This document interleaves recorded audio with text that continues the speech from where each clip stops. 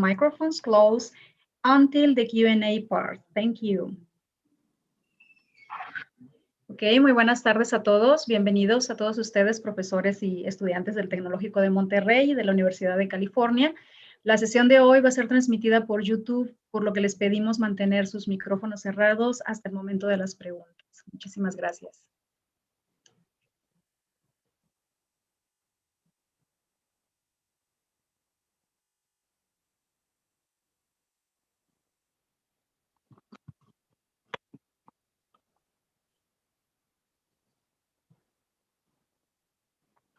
Okay.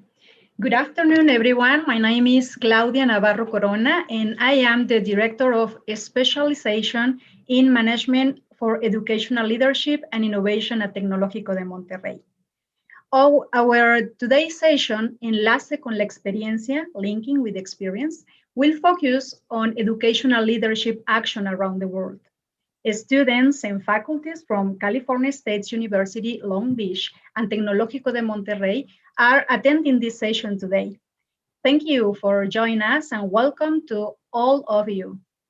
This afternoon, we will learn about 4 educational management projects that aim to improve education around the world. Dr. Rodrigo Ursid Puga will be joining me to lead the final Q&A session. And now, I am delighted to introduce you to the Dr. Charles Slater, professor at California State University, who will be moderating our session. Thank you, Dr. Slater. Gracias, doctora Navarro. Es un placer. Estoy aquí trabajando con todos, especialmente el Tecnológico de Monterrey y California State University, Long Beach. Espero que esa es una relación que va a durar por mucho tiempo y este es el primer evento, pero hemos trabajado con otras universidades en México, frecuentemente la UABC en Baja California, y conocí a Claudia en UABC cuando trabajaba con su tesis en aquellos tiempos, y es un placer de trabajar con ella otra vez. Y es una oportunidad para intercambio de ideas que es tan importante de compartir ideas sobre educación entre México y los Estados Unidos. So I'm very pleased to be here and to be part of this exchange with the Tec de Monterrey, and especially to be working with Dr. Claudia Navarro. And I've been working with her since she was a doctoral student years ago in UABC, the university in Ensenada in Baja California. And we have a wonderful program. It's my pleasure to be involved in both sections, but the first section, we get presentations from 4 of our doctoral students. They're going to be 10 minutes each, and I think they're going to be speaking about very important topics. And let me tell you each of their names, first of all, and perhaps you have them on your program already, and then we'll ask each one of them to share their PowerPoint with you. But the first one is Chris Carr. Would you say hello, Chris, so that people will know where you are? Oh, buenas noches. And Chris, would you tell us what is your tell us your position as a superintendent? Yes, so I'm currently an interim superintendent in Los Angeles at a charter management organization that has K through 12 schools. Thank you, Chris. And he's going to be talking about Black education spaces, creating racially affirming and empowering spaces. It's a little bit difficult to translate, but aproximadamente es educación de los afroamericanos para crear un ambiente positivo. And this type of study is certainly very important in the United States. The next person who will speak to us is Berta Alvarado. Berta, ¿puedes decir algo sobre su puesto o su experiencia? Claro, tendré el gusto de compartir con ustedes la propuesta para la mejora de un sistema bilingüe basada en la educación comparada. Es el tema que abordaré con ustedes. Gracias por invitarme. Gracias, Berta. Luego, una presentación de Allison Box de California State University. And Allison, would you say hello and identify yourself? Sure. Good evening, everyone. So nice to be here. I am Allie Box, and I know really, really proud to serve in Downey Unified, so in the city of Downey. And I am a principal at an elementary school, and we've got, we serve transitional kindergarten through to fifth grade students, just under 900. Great. Thank you, Ali. And she's going to be talking about champions for change. Culturally responsive leaders win while building up positive school culture and teacher efficacy, which is a long title, which más o menos es campeones de cambio, líderes culturalmente receptivos, crear una cultura positiva y profesores con eficaz. Y finalmente tenemos Jorge Daniel García. Jorge, ¿quieres decir algo al grupo? Sí, hola, hello, my name is Jorge Garcia, and I'm the president of, executive president of Del Mar International School in Cabo San Lucas, and I've been involved in the school since the foundation, that was 2014. So I will present a case of a study that I did in this pandemic era. So welcome. And the title is going to be the Delman International School, and it's achieving goals in the context of uncertainty, and which is certainly most relevant. So let us begin with the first presentation, and that will be Chris Carr. Chris, do you want to share your screen, and we'll begin? Okay, y'all, are you able to see my screen? We're good? Yes. Great, okay. Lo siento, mi esposa es Ecuadorian. My Spanish is horrible. Mi español es muy malo. So my apologies. But thank you all for the space to connect with you all today. Really excited to be here and just enjoy this time and space with you all. So I'm gonna get rolling here. Give me 1 second. All right, cool. So yeah, the title of my work and research that I'm doing is around creating spaces for Black students in schools so that the racial identity is affirmed, they feel good about who they are, and I believe this can be linked to academic success. So again, real quick snapshot. Purpose of the study is to investigate the relationship between creating racially affirming spaces for Black students and their perception of their academic identities. So essentially what we're finding is that if you have a positive racial identity, you do better in school, which just makes sense. Unfortunately, in the United States for Black students, if you were to run data on suspension, so kids that are being pushed out of school, graduation rates, achievement, Black students are typically falling behind, and that's on purpose. And this quote really centers this idea that schools in the United States are set up to perpetuate white supremacy. And that's a really powerful statement to make. But once you understand that, you can start to unravel white supremacy and dismantle it. But I don't want you to just hear it from me here. Let me give you really just a 30-second video here from King Los, a rapper in Baltimore, who's going to break it down for you a little bit more than I can. Every school to disconnect you from your culture, like everything cool. See what having low self-esteem do? Got you praising the lineage of oppressors with recessive gene pools. Ooh. I guess from that perspective, we are foes. I mean, you niggas was accepted. So what I want you to get from that video, if you understand English, and for the rest of the folks in the room as well, is that Black folks in the US are positioned in schools to fail. And hip hop is always the way that we're critical of the school system, prisons, and American society in general. Yeah. Oops, you just saw it. Okay, so here's what I found so far. White supremacy and anti-Blackness, which I've defined at the top here, are engaged in this parasitic relationship. So in order for white folks to be at the top of society in the US, anti-Blackness has to exist. And what does anti-Blackness mean? Essentially, it is the assault on Black folks' well-being, our physical flesh, our bodies. You think about George Floyd, Breonna Taylor, and the murders of Black people that are recorded. So what you're essentially I'm saying is that Anti-Blackness is a mechanism in the US that creates racialized disparities for Black folks. All institutions, education, the education system in the United States perpetuates white supremacy. It's actually set up to do so.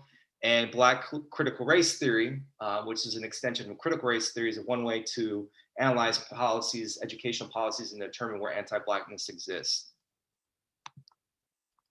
So what have I found so far through my research? Black students are disproportionately affected for disciplinary actions. So for example, Black students are seen as sinister, meaning evil, bad by teachers. Black students are attributed to having adult behaviors. So that's why you'll see a 5-year-old get arrested. You'll see children get shot by police officers because adult attributes are given to Black students and children versus white students. Another concept that I want to introduce is academic disidentification. So essentially, this is the idea that you have an academic concept of yourself. You see yourself relative to your academic abilities in comparison to your peers. Black students, particularly Black males, experience a high level of academic disidentification, meaning that they don't see themselves as being successful in schools. Black students represent the highest percentage of arrests in schools, and Black folks are carrying historical racial trauma. So we've actually found, this came out from the Association of American Pediatrics, that Black children are born carrying racial trauma that their mothers experience. So if your mother experiences a racist event or has toxic stress from racism, babies actually carry that when they're born. And so this is personal to me in the sense that I am an interracial child. My father's Black, my mother's white, but these are me and my cousins. And I'm the only one that went to college. It's not because I'm smarter, not because I have any abilities that they don't have, nothing like that at all. The little bit of white privilege that I have allowed me to be successful in school. And unfortunately, most of my cousins, and myself included, were a part of the juvenile detention system. So yes, I'm standing here today as a doctoral student to tell you that I was arrested as a child multiple times. And so I just want to, and part of that's because of the way the school system positions students, particularly for Black kids. So on a positive note, what I found in the research is that there's a framework called Black education spaces. And the challenge with Black education spaces is that if we can create spaces of resistance at school sites and spaces of healing for Black students within our school systems, then we can disrupt anti-Blackness and these mechanisms that produce racialized outcomes year after year with Black students being failed. And so there's 3 components of Black education spaces, a framework to explore and really understand what we can put into place in school systems and school sites. The first is self-determination. I have a quote to center the definition of each, but some examples of what this could look like is critical race literacy. So for example, we can teach Black students to read through the text, Eurocentric text, and pull out how they're being misrepresented in schools. Mentorship has been researched and found to be highly successful with Black and Latinx students as well. Self-actualization is this directly tied to agency, your sense of I can control what happens in my day. And so we have to extend our definitions of Blackness to include our queer brothers and sisters and any other stigmatized groups within the Black identity. So we can expand our understanding of Black folks, reinforce the presence of those identities within school systems. The last part is self-efficacy. And so this is around wellness. And so my challenge for school systems is how are you building spaces and normalize mental health support services for Black students? How are we tailoring social and emotional supports for our Black students within school systems? So what have I discovered so far? I'll summarize for you and then I'll talk through what I hope to see happen in schools. I've identified a theoretical framework, which I referenced, Black critical race theory. I've also found another framework that could be used to improve schools and improve outcomes for Black students. I have found that unequivocally across the board that anti-Blackness is reproduced in racialized outcomes for Black students, everything from attendance to college acceptances to your chances of GPA success. And we found that, again, we know actually what the research says, and that if you have a positive racial identity, you have a better chance of being successful in school. I've also found that you also have your mental health is better as well. So when we know school systems are set up as subtractive processes, so every day as a Black student in school, you feel less than. You may be targeted by a teacher for disciplinary actions. Those things eventually pull away from your sense of self-worth which impacts your wellness and your ability to navigate the educational system. Currently, I'm working on a qualitative research project and paper where I'm taking those 3 dimensions of Black education spaces and looking at a high-performing school in South Los Angeles that has a high percentage of Black students. And what I'm trying to understand is that what has that school intentionally done to create spaces where Black students feel included?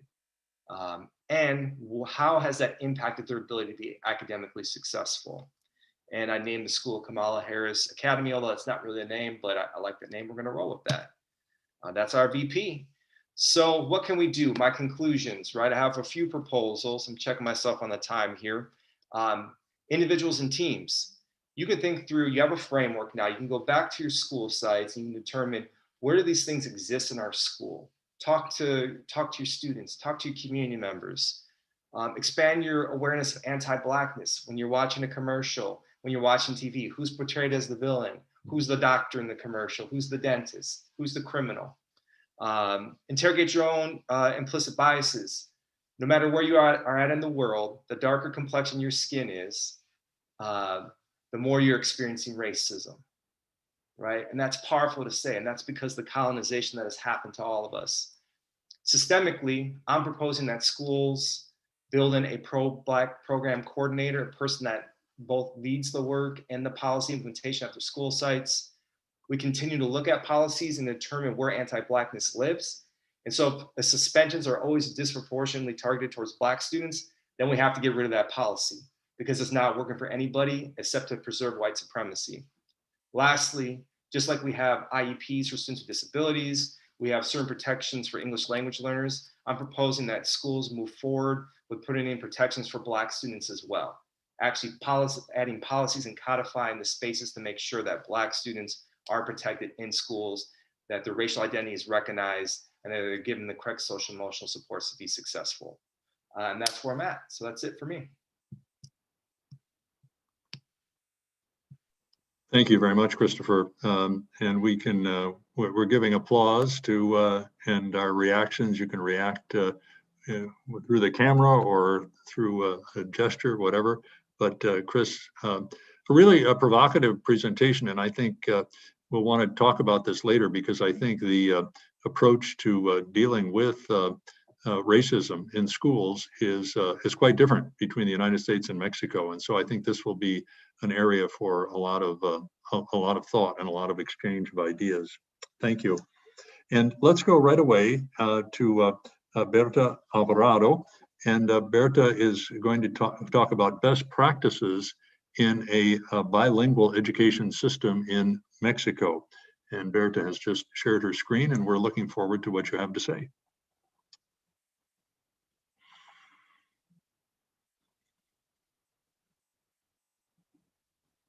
Oh, yeah, but you're on mute.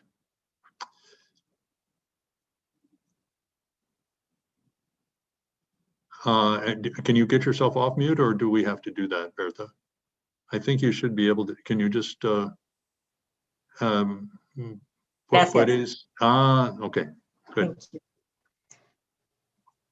Mi propuesta es una mejora en un sistema bilingüe basado en educación comparada. Mi nombre es Berta Alvarado Gaspar y actualmente curso la especialidad en Gestión para el Liderazgo e Innovación Educativa en el Tecnológico de Monterrey. Tengo el honor de colaborar actualmente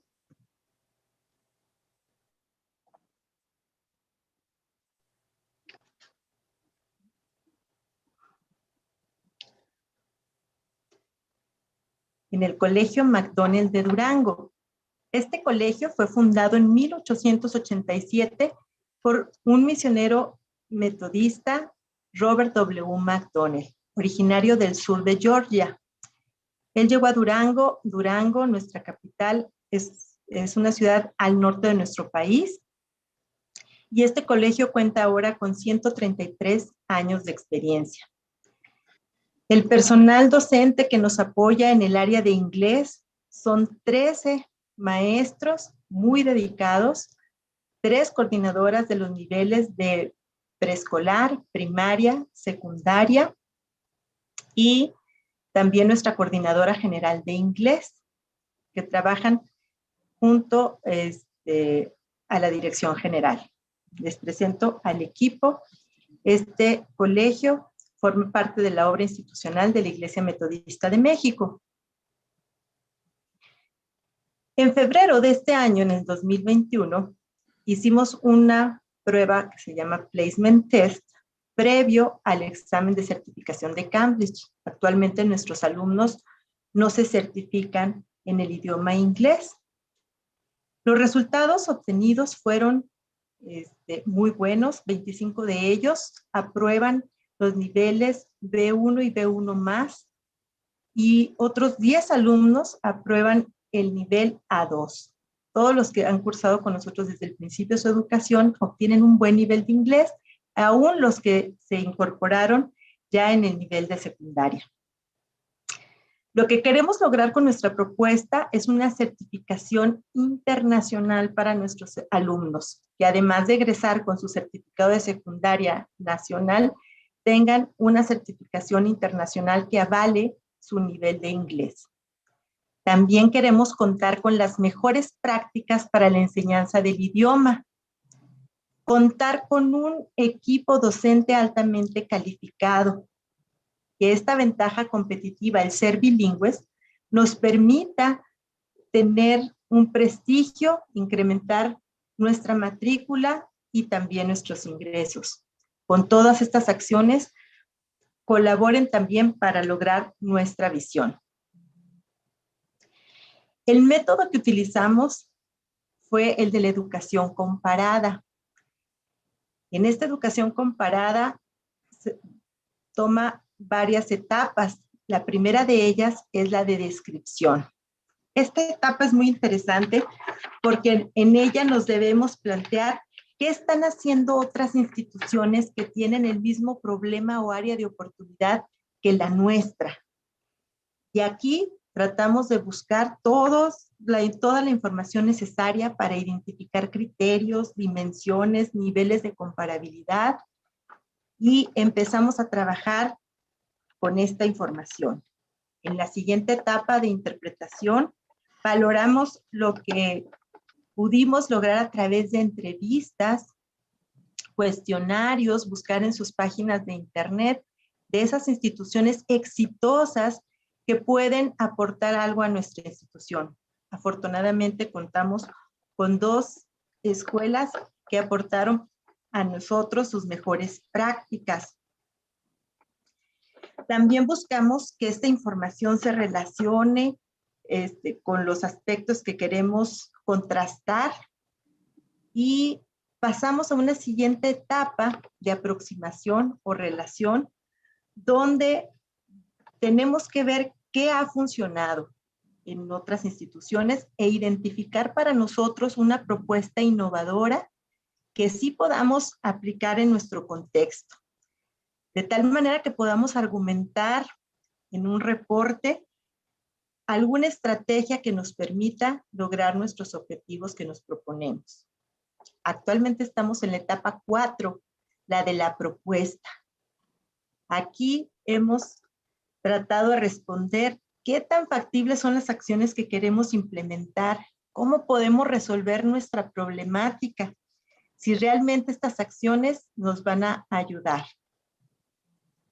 Por último, más adelante tendremos que medir los resultados de los indicadores de desempeño y retroalimentar nuestras acciones. Estas instituciones que nos ayudaron fueron el Instituto Mexicano Madero Plantel Zabaleta, que está ubicado en Cholula, Puebla. Es también obra institucional de la Iglesia Metodista. Tiene más de 20 años de ser una escuela bilingüe. Está operando desde 1885. Y afortunadamente también colaboró con nosotros la Escuela del Mar International School, de quien su director forma parte hoy de los panelistas de este conversatorio. Jorge Daniel García, que nos acompaña, colaboró con nosotros y nos proporcionó información muy valiosa. Su escuela se encuentra en Cabo San Lucas, como ya nos lo había comentado, en Baja California Sur, y abrieron sus puertas en 2014. Han crecido bastante, tienen más de 500 alumnos y trabajan también desde maternal hasta preparatoria. Evaluamos distintas dimensiones. Comparamos con estas instituciones modelos educativos, la certificación de sus alumnos, su personal docente, la infraestructura y tecnología con la que cuentan, otros factores y cómo ofrecen su oferta educativa. Las áreas de oportunidad para nosotros son efectivamente graduar estudiantes con una certificación internacional, proyectar nuestro colegio como una escuela bilingüe e integrar nuevas prácticas, materiales didácticos, certificación de maestros y nuevas actividades extracurriculares que fortalezcan el idioma inglés. Para esto hicimos un proyecto basado en 3 áreas principalmente. La primera de ellas son todas las acciones necesarias para lograr que los estudiantes se certifiquen, desde hacer motivación, exámenes previos y el registro ante la certificadora. Nuestro plan es también certificar a todos los docentes en impartir sus clases en inglés. El segundo aspecto, no menos importante, es el de mejorar y adecuar las aulas para impartir el idioma, proveyendo una red eficiente de Internet y las herramientas tecnológicas y didácticas necesarias para ello. Por último, acciones nuevas que comparten estas instituciones que colaboraron con nosotros, de intercambios estudiantiles, buscar los contactos para tener intercambios estudiantiles, intercambios con docentes, viajes a países de habla inglesa y lograr difundir todos los logros que tiene el colegio en concursos de diferente naturaleza en inglés, como spelling, oratoria, poesía, diferentes actividades, y que esto se difunda también en beneficio del colegio. Debemos medir nuestros resultados. Estos indicadores serán en una siguiente etapa el porcentaje de alumnos graduados con la certificación de Cambridge, que es la que hemos elegido, el número de estudiantes que se puedan incluir a nuestro proyecto en nuestra escuela, ir incrementando el nivel de inglés que obtengan en las certificaciones, los niveles de satisfacción de padres de familia y medir los resultados también de las encuestas de ambiente laboral, muy importante, ver si estamos cumpliendo con los planes y programas que nos planteamos para llevar a cabo este proyecto y por último valorar esos premios que obtengan nuestros estudiantes. Las conclusiones con las que me quedo y los aprendizajes más valiosos que he tenido en esta especialidad y específicamente en este proyecto son las relativas a que aplicar metodologías de investigación en el ejercicio de nuestra función directiva, pues nos va a dar herramientas muy importantes para poder innovar y para poder mejorar en la educación. La educación comparada hace posible que podamos identificar acciones que son exitosas en otras instituciones y podamos aplicarlas a nuestro contexto. Por lo tanto, también enriquece nuestra experiencia de tal manera que podamos expandir una red de pares, ¿verdad? Como ha sido esta experiencia muy benéfica de compartir con otros directores las mejores prácticas, de tal manera que ya no nos sentimos tan aislados en el desarrollo de nuestras actividades como directores, en nuestro trabajo diario. Estoy muy contenta de haber trabajado en este proyecto, sobre todo porque se han creado también alianzas estratégicas dentro de la red de escuelas metodistas y con una institución como Del Mar International School. Gracias. Muchas gracias, Berta.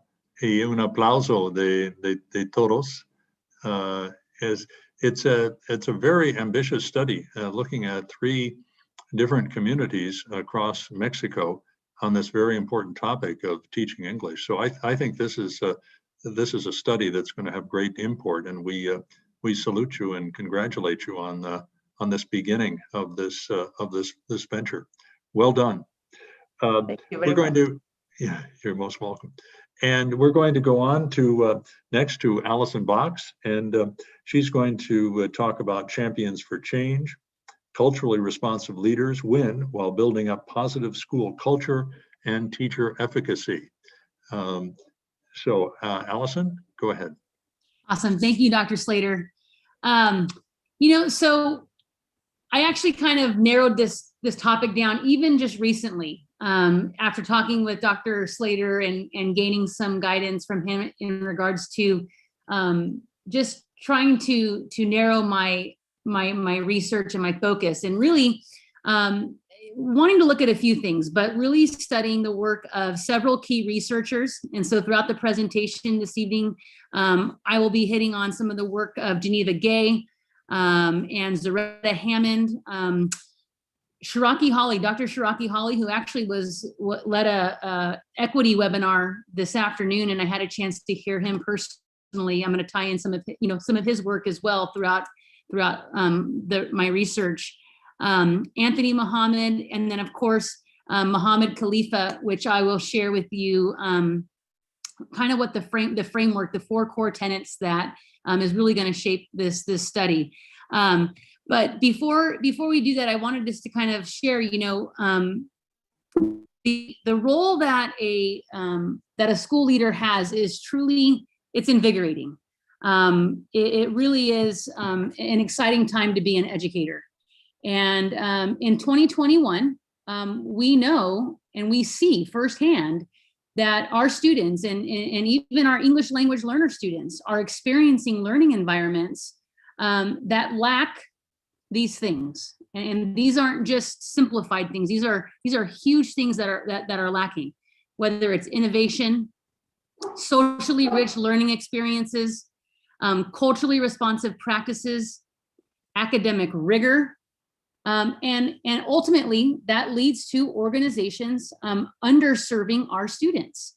And so the role of a leader is huge. It's critical to establish any form of instructional or initiative change. We know that an instructional leader or a school leader is crucial and key.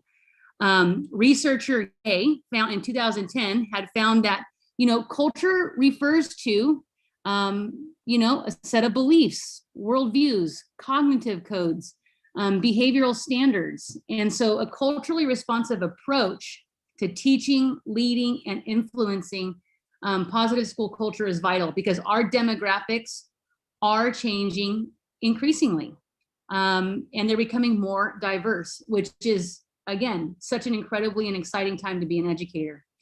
Now, in helping to build school culture, positive school culture, building up teacher efficacy and student achievement, culturally responsive leaders support these environments. So they support our learning environments for our kids. They help strengthen teachers' skill sets to meet the needs of all learners. And so I know I shared a little bit about, the work of Zaretta Hammond, and, I'm going to throw this one out for Dr. Glass, because I know he's out there, but Bowman and Deal, there are some conceptual themes throughout my study, especially with an organization and culture with Bowman and Deal, but really culturally responsive, the school framework from Muhammad Khalifa is going to really guide this study. And so when you look at these 4 core tenets, culturally responsive school leaders are framed around these 4 huge ideas that they, critically self-reflect on leadership behaviors, and to go even further into to really narrow that specific focus, looking at transformative leaders for social justice and inclusion, and that would fall under that core tenet. Leading with courage would fall under that core tenet. And so really diving deep and exploring that. Dr. Shiraki Hawley just today at the ACCET webinar that I had a chance to attend shared, do our actions, do they match our words? And vice versa. Do our words match our actions? And, are we walking the talk as school leaders?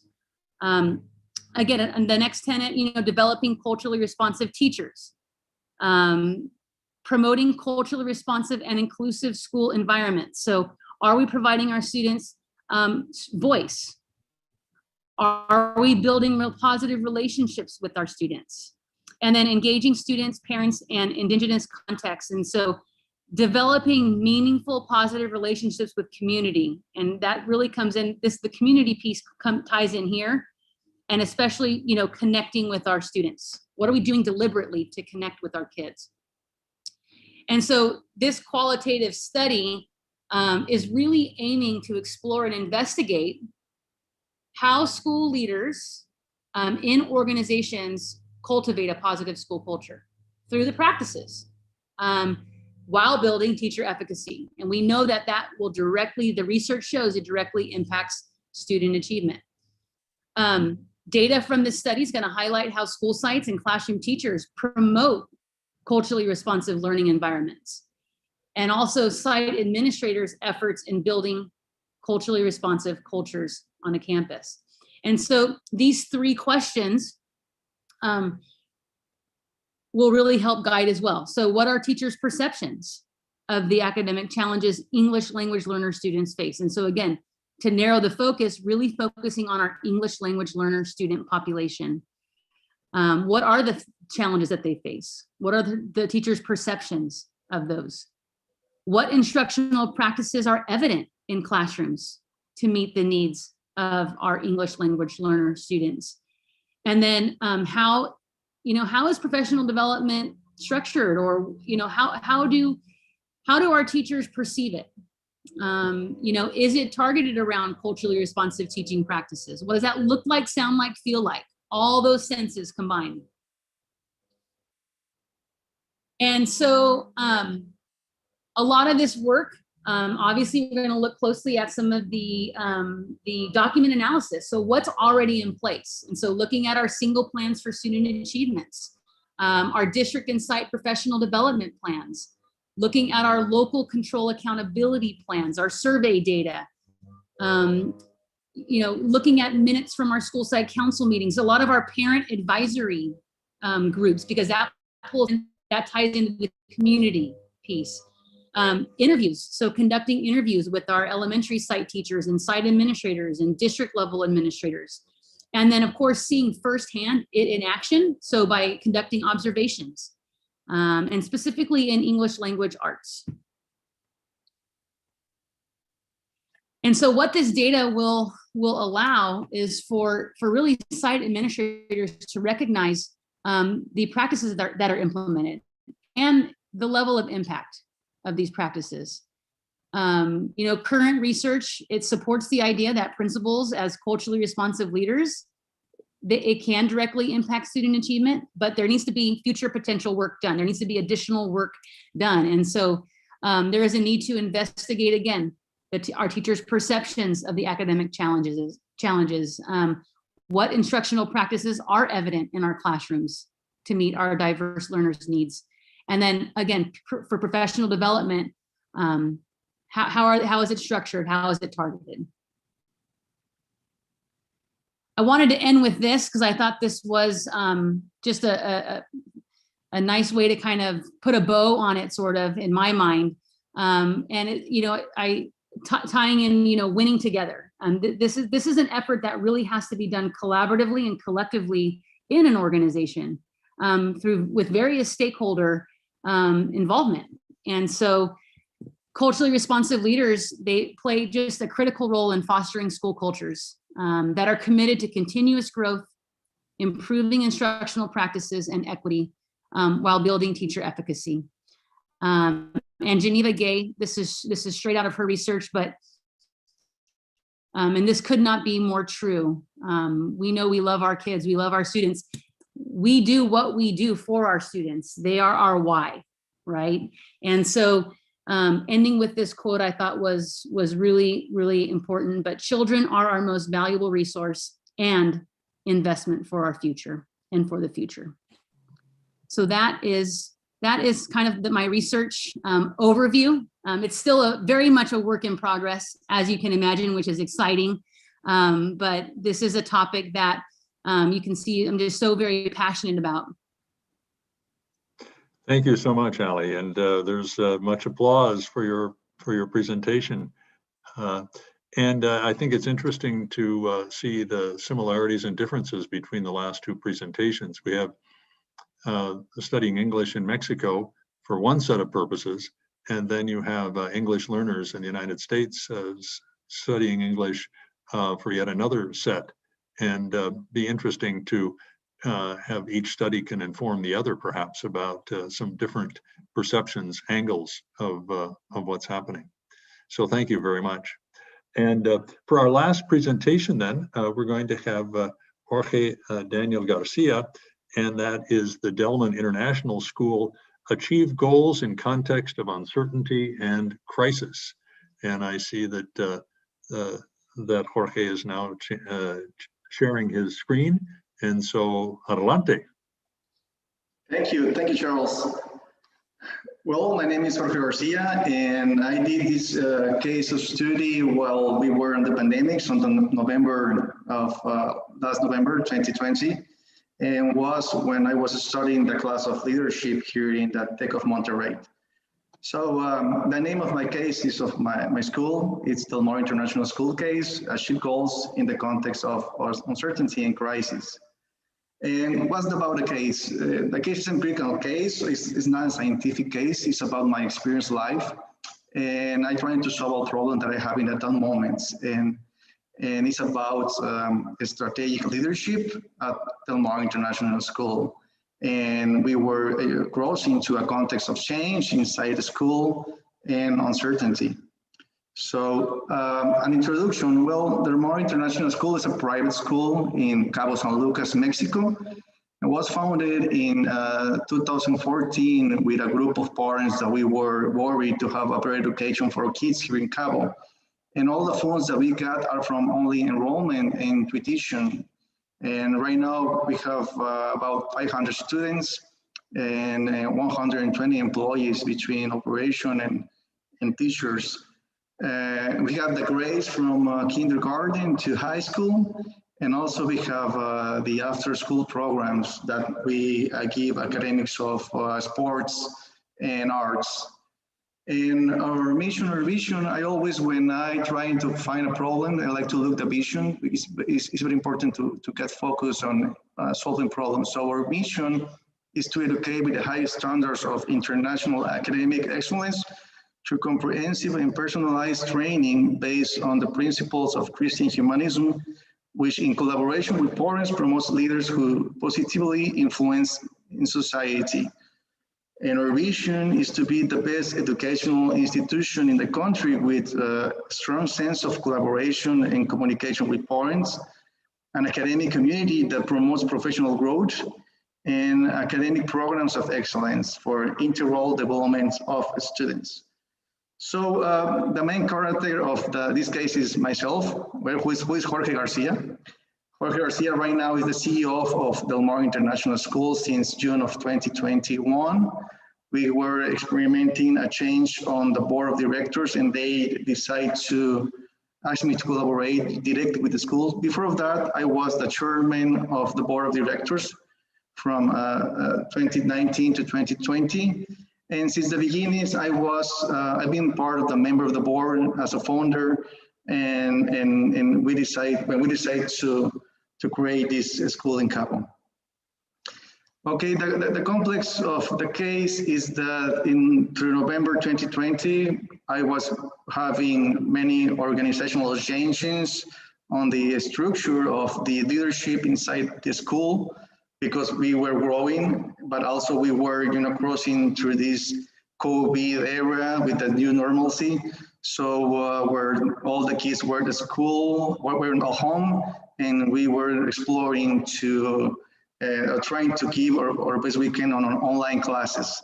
So it was a very difficult time. And also we were experimenting very critical financial crisis, and students drop out. Imagine that we lost about 30% of our students since last year and this year. So the incomes of the school were reduced, and we were experimenting difficulties to support the school.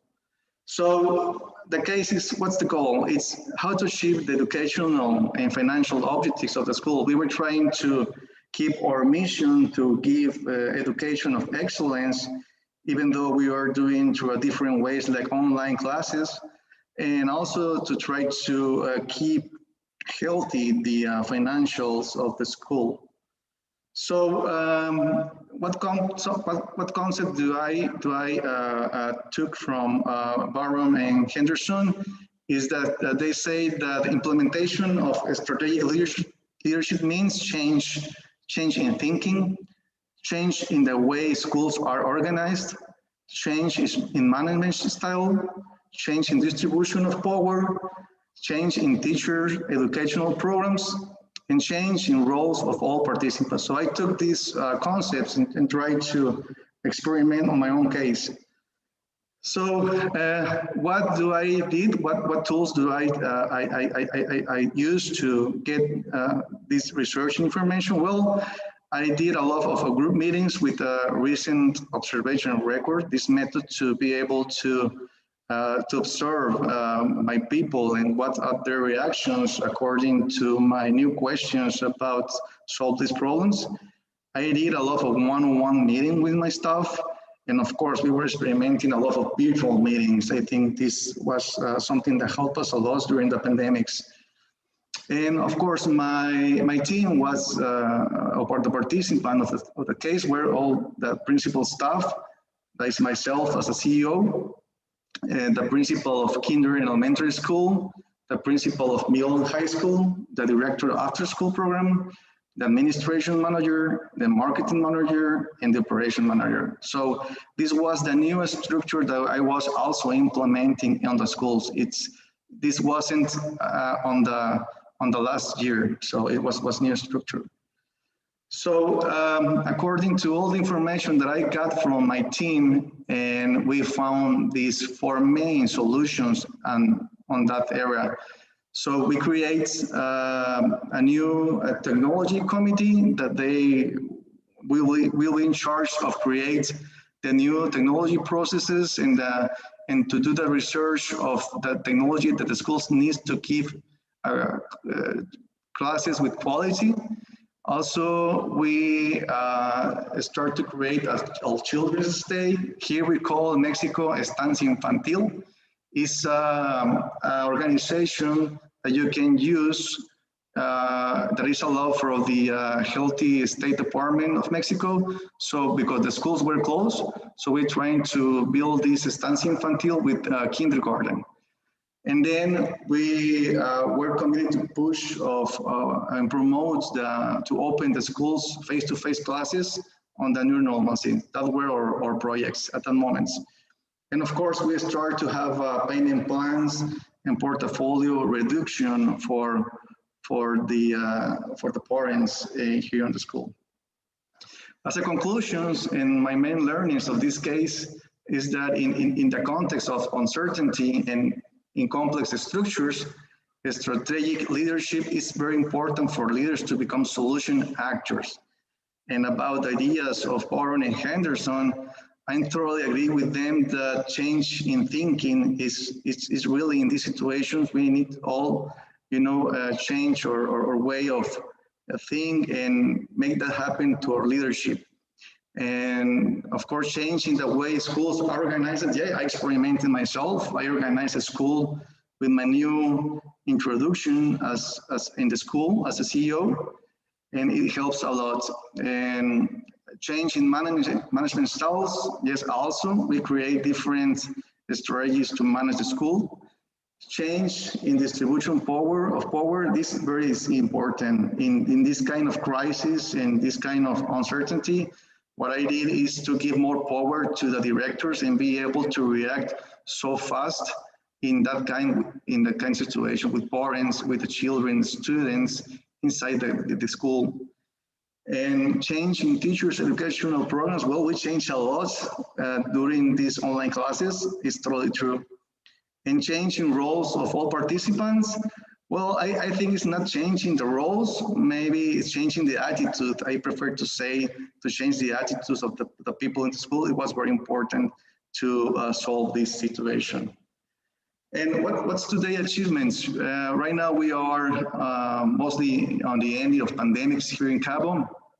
And right now, according to the results of this project that we did in November, right now we have the kindergarten open as a estancia infantil. And then we have a very well-formed platform at Google Education at online classes. Right now we have open also the after-school programs for healthy. We have the allowed to do it with the healthy department. So in the afternoons, you know, the sports are open with a small quantity of kids. Right now we have a tech classroom. So it's important for the future to have this inside the school, a way to have online and classes. Right now we have a stable finance and healthy portfolio. We reduce the portfolio and we help a lot of parents to keep on the school and stop the dropouts of students. And right now we don't have classroom lessons, but we have all the protocols to be ready to start. So we are just waiting for the government to say yes, we are allowed to do it, and we feel that we are ready. So thank you very much. That's my case. Thank you very much. And I see we again have applause. And Jorge, thank you very much. And certainly a highly relevant topic, coping right now in the COVID crisis. And I'm thinking about you doing the study yourself as you're also leading the school. It's what we might call the reflective practitioner. The practitioner really thinks about what he's doing and studies it in a coherent way. So we've had 4 wonderful presentations, and I would like now to turn it over to Dr. Rodrigo Urcid, and he'll take us through any questions or comments that people might have. And Dr. Rodrigo. Hi, thanks, Charles. Well, I was checking on the chat, and there's no question at all. I think all the presentations were very, very clear, and the topics that you talk about were very, very interesting, of course. I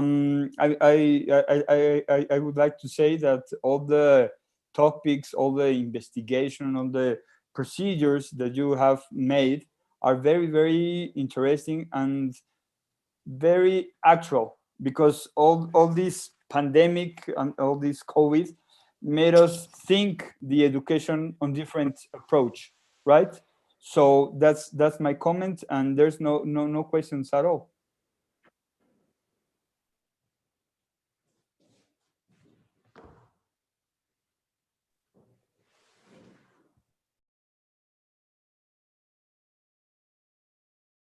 Y doctora Navarro, ¿vamos adelante a la próxima sesión o es una pausa o qué hacemos en este momento?